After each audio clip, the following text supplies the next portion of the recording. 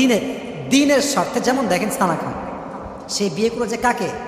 একজন মুফতি সাহেবকে। সানা খান কে? Bollywood actor. Can you imagine that? Bollywood actor মানে কোন লেভেলের হতে পারে?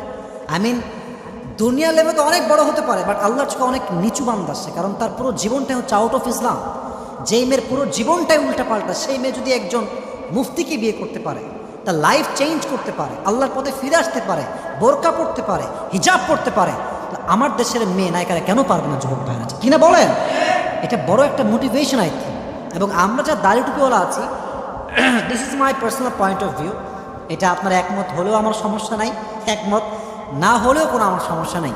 একজন মেয়ে যে পারিবারিকভাবে দিনের বাহিরে বড় হয়েছে, যার দিনদার পরিবার নয়, পুরো জীবনটাই দিনের বাহিরে বোরকা ছাড়া, pant, T shirt, tight fitting dress সারা জীবন করেছে, বাট মেয়েটার মনে মনে ইচ্ছা